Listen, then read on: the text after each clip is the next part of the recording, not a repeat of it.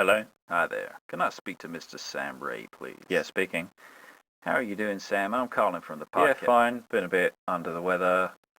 Okay. I'm calling from the podcast network. We were just having a Oh budget. yeah, how's it going down there? Did you get the gifts I sent? Yeah, that's kind of what we wanted to talk about.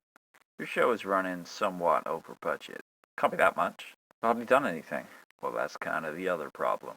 Let's just take a look at these numbers. You started with a budget of $0. Pounds? 0 is the same in every currency, Sam. Well, you know, conversion. You have to convert it. Okay, well, you have spent $120,000, which is about 85,000 pounds GBP. Yeah. This week. This week what? That is what you have spent this week, Sam. Art has a price, man. Art does have a price, we agree, but you don't seem to be actually producing anything. But when I do, it's going to be it'll be really something. 6 months ago, Sam, we asked for 5 minutes of material. Since then, you have only managed to produce expense claims and nothing else. It's so close to being ready. Well, let's hear it then. Come on, I want to hear something. Ugh, fine. Hello there, I'm Quiet Northern Alan. Welcome back to Alan's Hour. This week I wanted to talk about a rather strange interaction I had with a young man on a boat. I was going through my normal Sunday routine. I woke up at 7 a.m. as usual, had a lovely cup of tea and a custard cream biscuit. Nothing too fancy for old Alan. I like it simple. I sat in my favourite chair in the living room and I put on one of my videos, an old dogfighting match from 1981. Then it was time for lunch. A cheese and pickle sandwich with no bread or pickle because that's too fancy for old Alan, and a cup of tea poured directly into my cupped hands. Time for a break, I think. Hi there, it's me, Vickers, your friend from Vickers Horse Emporium. I just wanted to let you know that we got great prices on all our horse parts and donkey sections. So come down and get all the bits of hoofed animals that you need. Great prices. Probably got zebra in the back if you want that, I don't know. We're on the row of shops under the motorway, you know the one. You can see it, but you can't get to it. There's a road, but it doesn't connect to anything. You'll find it, come on down. Now back to Ellen for whatever rubbish he's talking about. Probably biscuits or some shit. Welcome back, friends. Where was I? Ah, yes.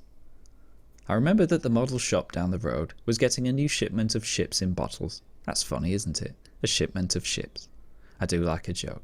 Anyway, I thought it'd be nice to take a stroll down there and take a look. So I walked down the road, past Mr. Pembrose the vicar. How's your wife? I asked. She passed away 2 years ago, Alan. You know that. Why do you keep asking? He replied.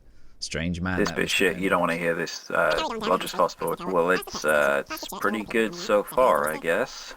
Oh wait, there's an ad here. Alright there, fuckers, it's me, fucking Pat from Manchester Robotics. We bought some fucking ad space so I can tell you all about our latest technological triumph. We put a fucking robot arm on a cat. A fucking cat.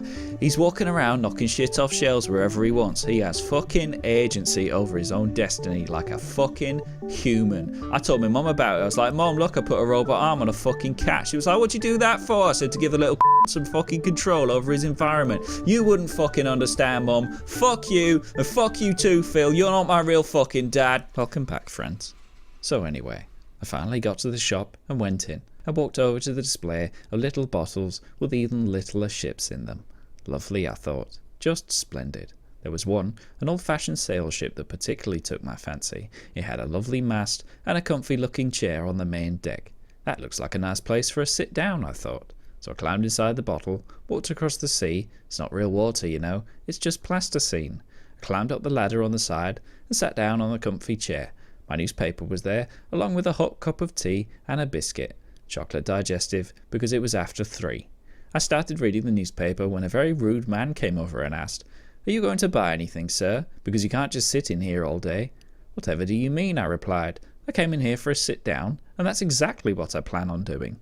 "Listen, mate," he said in a very familiar way, "you can't just sit on the patio furniture and B&Q all day. You have to buy something." Why would someone insist that the deck of a model ship inside a bottle was a B&Q of all things? Very strange. So I went home, dejected and sad, looking for some comfort. I reattached the picture of my ex-wife to the mannequin, smeared some Philadelphia light on its legs, and set about making love to my new wife, Mannequin Sheila. So that's pretty much it. It's not even 5 minutes long. It is if you include our conversation. You're fired.